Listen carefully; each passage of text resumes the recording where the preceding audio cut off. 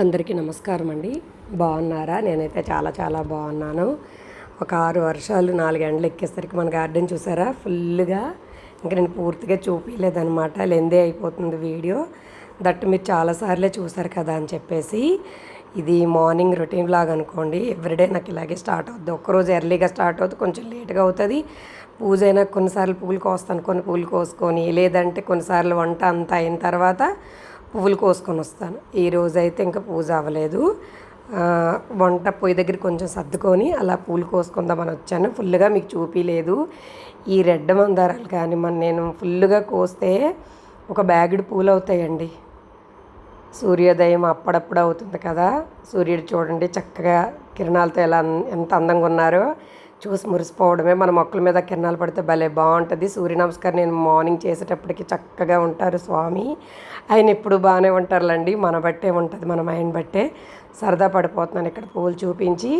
అయితే ఇప్పుడు నేను ఈ పూలన్నీ ఎందుకు కోస్తున్నాను అని అంటే, పూజ చేసుకొని కొన్ని దండలు చూపిద్దాం అనుకున్నాను కదా, దండలు కూడా మీకు చూపిద్దాము. చాలా ఈజీయే, ఒక సూది ఉంటే సరిపోయేది. రకరకాల దండలు చాలామందికి తెలిసే ఉంటుంది, కానీ కొంతమందికి తెలియదు కదా, చూపిద్దాము. నేను ఇక్కడ కొన్ని శంఖం పువ్వులండి, శంఖ పుష్పాలు. ఈ పువ్వులని ఏమంటారు నాకు తెలియదు. ఎల్లో కలర్వి అంటే వదిలిపోతాయి అవి, ఆ పువ్వులు. ఇది పొన్నగంటి కూర అండి, కానీ ఇక్కడ మనం కోసుకోలేమన్నమాట. ఎందుకంటే కిందకు ఉంటాయి కదా, అక్కడ డాగ్స్ అవి తిరుగుతుంటాయి, ఎందుకులా అని చెప్పేసి అది వండుకోవడానికి పనికిరాదని కొయ్యను. నందివర్ధనాలు అయితే గజమాలు కట్టడానికి నందివర్ధనాలు అద్భుత. కానీ ఎక్కువ వర్షాలు పడితే ఇది రాదు. రోజులైతే ఫుల్గా పోస్తున్నాయండి, ప్రతి ఒక్క పుష్పం కూడా చాలా చక్కగా, చాలా అందంగా. ఇది లావుగా దళసరగా వస్తుంది కదా, చూడండి పల్చగా వదిలింది అనమాట. ఇక్కడ దళసర ఉంది కదా, పల్చగా ఒక్కోసారి అలా అవుతుంది. మనం ముద్దమందార రెడ్ కూడా అలా ఉంటుంది. తమలపాకులు 2 వర్షాలకి విస్తరాకల్లా విడిచేయండి, భలే బాగున్నాయి. ఎల్లో కలర్ అయితే ఫుల్ ఉన్నాయి. ఆపోజిట్ అక్కడ డాడీ నాకు విష్ చేస్తున్నారు, అదే పక్కింటి అంకుల్ గారు పలకరిస్తున్నారు. ఏంటమ్మా విశేషం అది ఇది అని చెప్తే నేను ఇక్కడ డాడీతో మాట్లాడుతూ పూలు కోస్తున్నాను అనమాట. ఖచ్చితంగా మనం కామన్ కదా, బయటకు వచ్చేది తక్కువ కాబట్టి అదే అక్కడ మాట్లాడుతున్నాను. పైన నాటు గులాబీ ఉంది, అది అందట్లేదు అనమాట, ఇటు నుంచి కోద్దామని చెప్పేసి. అయితే ఇక్కడ ఒక విషయం చెప్తానండి. ఎప్పుడైనా సరే మనం ముందు రోజు మొగ్గలు కొయ్యకూడదని చెప్తారు యాక్చువల్గా, కానీ నేను ఎర్లీ మార్నింగ్ పూలు కోసుకోవడం కావదు, పాములు విపరీతం తిరుగుతాయి. దట్టు పూజ నేను పూలు కోసుకొని బోల్డ్ టైం పట్టేస్తుందని మొగ్గలు కోస్తాను కదా. అలా మనం మొగ్గలు కోసేటప్పుడు ఇంట్లో పెట్టకూడదు, వాటర్లో వేస్తాం కదా మనం, ఒక బౌల్లో వేసి అవి ఇంట్లో అంటే మొగ్గ అనేది రాత్రి ఇంట్లో విడపడకూడదని పెద్దవాళ్ళు చెప్తారు. అది ఎందుకో మరి నాకు తెలియదు.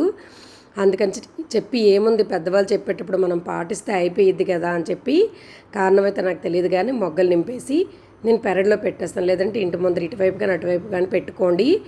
ఇది ఏదో ఒక కారణమైతే ఉంటుంది కదా, మనం పాటించడంలో తప్పు లేదు.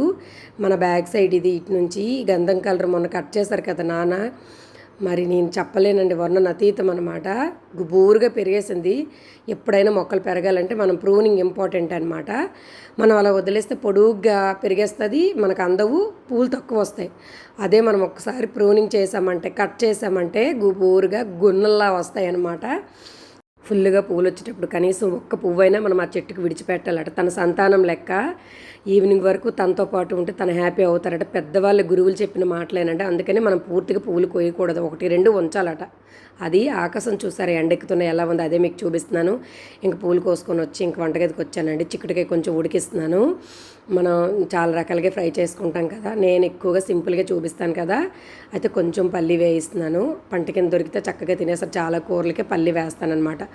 ఒకసారి ఉడికించుకొని చక్కగా వడగట్టుకోవాలి, వాటర్ వడగట్టుకొని, ఇదిగోండి కొంచెం పల్లీలకి అది వేయించి ఈ విధంగా పొట్టు తీసుకొని, పొట్టు తీయకపోతే కూడా ఏం కాదు, తీసుకొని ఇదిగోండి ఈ విధంగా నేను సిద్ధం చేసుకున్నాను. కడాయి పెట్టుకొని కొంచెం ఒక 2 స్పూన్స్ ఆయిల్ వేసుకొని, వేడైన తర్వాత ఎప్పుడు నేను చెప్పేదే అండి, ఎండుమిర్చి, పోపు గింజలు, మంచిగా చాప్ చేసుకుని ఉల్లిపాయ, కరివేపాకు వేసుకొని మంచిగా వేయించుకోవాలి. ఫ్రై కూరలకి నేను అల్లం వెల్లుల్లి పేస్ట్ తక్కువ వేసుకుంటే కూడా చాలా బాగుంటుంది అనమాట. మంచిగా గోల్డెన్ కలర్ వచ్చేటట్టు మంచిగా ఫ్రై చేసుకోండి. ఇదిగోని ఈ విధంగా కరివేపాకు అది వేసుకొని మంచిగా ఒకసారి కలుపుకోవాలి. అయితే నేను పోపులోనే ఉప్పు కారాలు వేస్తానమాట, రుచికి సరిపడా సాల్టు, కొంచెం కారం, చిటికెడంత పసుపు, ఉడకబెట్టేటప్పుడు నేను పసుపు వేసాను అనమాట. చిటికెడంత పసుపు, కారం పోపులో వేగితే భలే గమ్మత్తని టేస్ట్ ఉంటుందండి. నాకు ఇలా ఇష్టం. ధనియం పౌడరు కొంచెం వేసుకొని ఇది పచ్చివాసన పోయేంత వరకు బాగా వేయించుకోవాలన్నమాట. నాకు ముక్క కొంచెం మెత్తపడింది.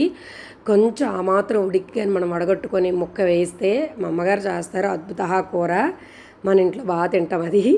ఇదిగోండి ఈ టైంలో కొంచెం ఈ పల్లి యాడ్ చేసుకొని చక్కగా వేయించుకోవడమేనండి. ఇది పెద్ద విశేషం కాదు. 2 మినిట్స్లో కర్రీ అయిపోతుంది. అన్నీ రెడీ పెట్టుకుంటే ఇప్పుడు మనం ముక్కలు యాడ్ చేసుకుందాం. యాడ్ చేసుకొని కొంచెం ఫ్లేమ్ ఎక్కువ మీడియం లేదంటే హైలో పెట్టుకొని దగ్గరుండి మంచిగా కలుపుకుంటే, హైలో పెట్టి కలిపితే ఇదిగోండి కుదుపుకోవడం అంటాం ఇది.